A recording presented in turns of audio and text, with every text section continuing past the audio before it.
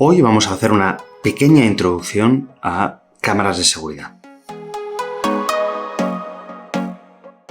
Porque antes de adentrarnos en hablar de sistemas como FreeGate o sistemas como MotionEye, creo que es importante que veamos los principios básicos. Y este vídeo está muy enfocado a todos aquellos que no tenéis cámaras de seguridad hoy en día, o bien tenéis una pequeña cámara que comprasteis hace tiempo, pero no tenéis un sistema de seguridad y tenéis muchas dudas de qué montar. Y antes de atacar directamente el hablar de aplicaciones y de detección de movimiento, detección de personas, yo creo que lo importante es que veamos los tipos de cámaras y en qué os tenéis que focalizar.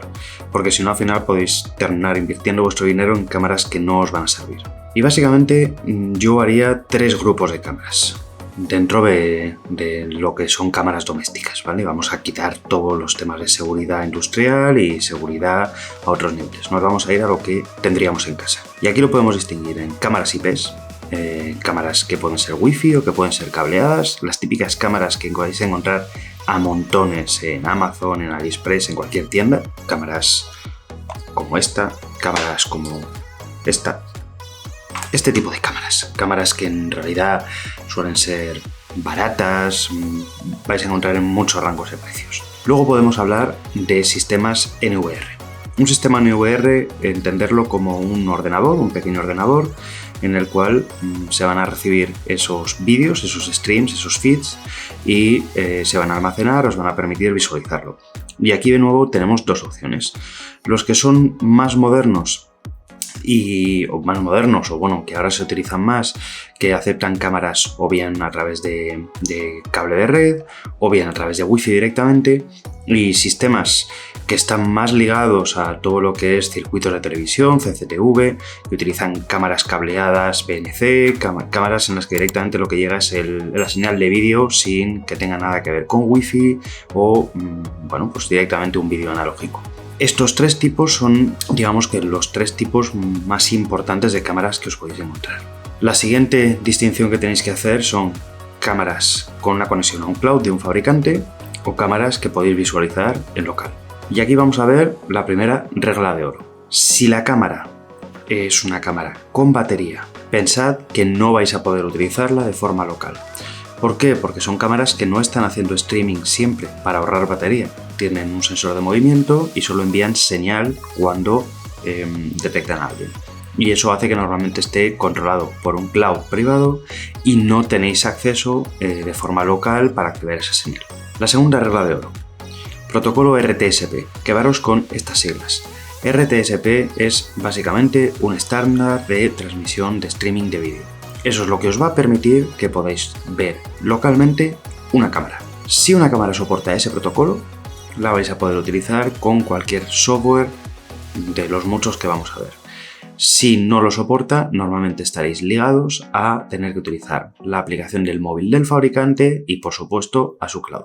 Tercera regla de oro. Si compráis una cámara, aunque tenga RTSP, tenéis que aseguraros de que podéis desactivar la transmisión a un cloud o ni siquiera es obligatorio configurar un cloud para utilizarla, o bien tenéis los conocimientos necesarios para poder bloquear esa cámara para que no acceda a internet, ya sea cortándolo en el router, metiéndolo en una VLAN específica, lo que sea, pero no permitiendo que vuestra señal pueda salir a internet.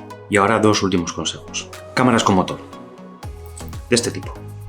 Cámaras motorizadas.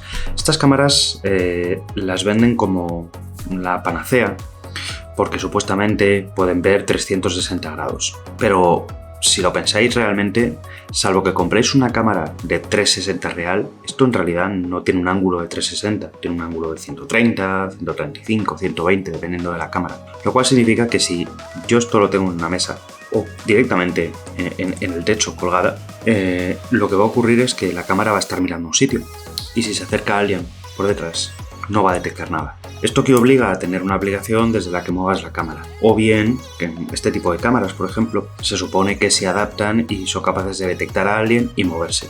Pero solo si han empezado a verlo. Es decir, si la cámara apunta a este lado, pues si detectan a alguien. Lo mismo, si estamos por detrás, no van a detectar. ¿Y qué es lo malo de este tipo de cámaras? Pues que en cualquier sistema automatizado que montéis, el sistema no es capaz de imaginarse si alguien está en el lado en el que no está la cámara apuntando y por lo tanto no sirven. Son más caras Y además, como este ejemplo en particular, esta cámara no es mía, es de un familiar, esta cámara es de las pocas cámaras que he visto estropearse. Y se ha estropeado porque el motor ha dejado de funcionar y la cámara no funciona. No es una cámara barata y al final se estropean. A piezas móviles, a mayor número de piezas móviles, más posibilidad de que se rompa. Por lo tanto, ¿cuál es la recomendación? No compréis cámaras motorizadas, sobre todo si queréis montar luego un sistema como FreeGate o monitorizarlas desde Home Assistant o lo que sea. Es mejor comprar cámaras de este tipo, no esta específicamente, pero de este tipo, con un buen ángulo de apertura, para que puedan captar un mayor ángulo de visión. Y último consejo, no vayáis a cámaras, o no os recomiendo comprar cámaras 2K, 4K, 8K, 18.000K, porque al final estas cámaras no es una cámara de vídeo para las vacaciones, es una cámara de seguridad. Es decir, el píxel perfecto no te interesa ver si hay alguien.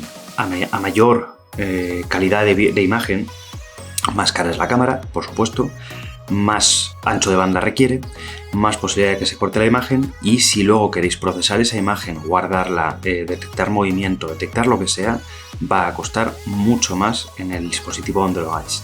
Por lo tanto, yo sinceramente una cámara 720 o 1080, es decir, HD o Full HD, es más que suficiente para cualquier tema de seguridad. Ya sabéis que esto es mucho marketing. A mayor resolución, más grande lo pueden poner. Es mucho más importante ver, sobre todo si es en una cámara de exterior, pues los metros que tiene en visión nocturna, la calidad de la óptica, ese tipo de cosas, la calidad de la señal, la calidad de construcción. Es mucho más importante que la resolución de la cámara y si os va a transmitir en 2K o en 4K. La siguiente pregunta que nos haríamos: ¿cuántas cámaras? Vale, no tenéis ninguna cámara, estáis empezando. ¿Cuántas cámaras necesitáis montar? Aquí no hay una respuesta, lo siento, no hay una respuesta clara que os pueda dar. Pero sí os puedo dar algunos consejos. Básicamente tenéis que preguntaros qué queréis vigilar. ¿Queréis una sola cámara para poner a lo mejor en el pasillo de entrada o en el salón para poder pues hacer ese check si os salta la alarma? Con una cámara es suficiente. ¿Queréis poder controlar todas las zonas de vuestra casa? A lo mejor vivís en una casa de varias plantas y queréis controlar todo. No os hace falta poner una cámara en cada habitación, buscar los lugares más céntricos, por ejemplo los pasillos, y poner una cámara en cada planta. Eso es una posibilidad. Yo siempre recomiendo poner también una cámara, en ese caso, que apunte de una forma más o menos directa a la entrada de la casa, porque así también, pues es o la entrada o las ventanas de mayor accesibilidad, porque es por donde normalmente va a entrar el caco. Esa es la realidad. Y luego, si tenéis un jardín, pues yo os recomiendo montar una cámara, una o varias cámaras en el jardín. Y aquí os tengo que hacer una salvedad. Si estáis viendo este vídeo desde España, la mayoría lo hacéis, pensad que en este país se persigue más al que se defiende que al caco. Y es así. Por lo tanto, tenéis que tener mucha precaución con una cosa. Si ponéis cámaras fuera, tenéis que aseguraros de que no graban la vía pública. Porque si graban la calle, la vía pública, os podéis enfrentar a multas de la Agencia de Protección de Datos. ¿Qué significa esto? Esto no es una cuestión de meteros miedo. Es decir, si tenéis un jardín delantero, lo apuntáis al jardín. Pero si vivís en estas típicas casas que directamente tienen la fachada en la calle y tienen la puerta que da a la calle, no hay un jardín, no montéis una cámara que directamente grabe la calle, porque os vais a buscar un problema. Ese es el consejo, ¿vale? Tenéis que balancear un poquito ahí, pero si tenéis jardín, yo os lo recomiendo. Sobre todo os lo recomiendo porque una cámara disuade. Y si el típico caco que va a entrar en vuestra casa, lo primero que ve es que hay vigilancia, pues lo normal es que se vaya a buscar otro objetivo. Es así. Lo que quieren es no tener problemas. Entonces disuade más que otra cosa. Si va a entrar alguien o si entra alguien en el jardín, os permite detectarlo antes de que entre en vuestra casa, lo cual también es importante. En la descripción del vídeo os voy a dejar algunos modelos de cámaras. Tener en cuenta que hay cientos de modelos de cámaras y que es imposible dejaros un listado enorme, porque además depende mucho del presupuesto, depende mucho de dónde vais a poner la cámara. Depende mucho si la vais a conectar por red o por wifi, si tenéis un alimentador cerca o lejos.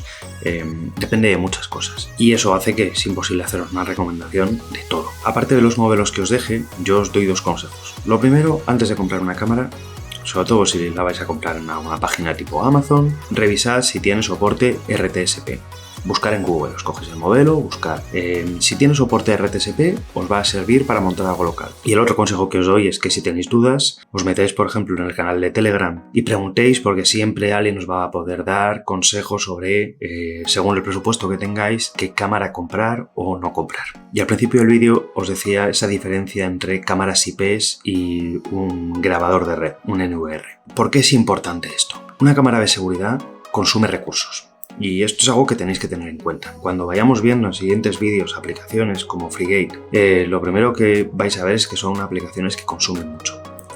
Tenéis que pensar que un feed de una cámara es vídeo en directo, consume espacio, consume recursos, si queréis detectar movimientos, si queréis detectar objetos, personas, y por lo tanto, ¿qué significa esto? Significa que si vuestra domótica está montada en una Raspberry Pi 3, por ejemplo, olvidaros. Luego también depende del número de cámaras que queréis montar. No es lo mismo querer tener un par de cámaras que tener 10. Pero el consejo es que si queréis montar cualquier tipo de cosa con cámaras, tengáis mínimo un mini PC con una cierta potencia. Si no, vais a tener problemas.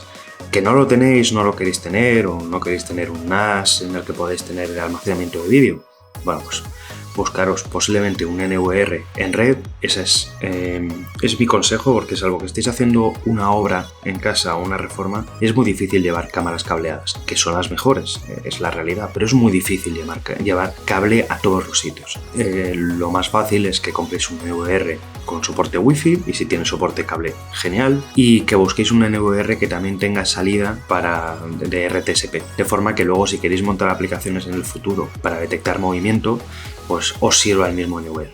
Al final el NVR es un grabador, es un dispositivo que os va a permitir grabar y poder ver los vídeos después. Lo que pasa es que al final estáis metiendo un cacharro de un tercero que os va a dar menos flexibilidad. Entonces, si tenéis un mini PC, no os importa, o tenéis algo con una mínima potencia, mi recomendación es que montéis cámaras o bien cableadas o bien Wi-Fi, pero por red, que tengan RTSP y que luego podáis unir al sistema que elijáis. En un siguiente vídeo vamos a hablar de Freegate, porque es una aplicación muy buena si queréis hacer detección de objetos, de personas, y coches, perros y todo lo que se os ocurra, y además unirlo a vuestro sistema de alarma, a vuestra domótica, a poder hacer muchísima inteligencia. Pero quedaros con esto y quedaros con esta síntesis del vídeo.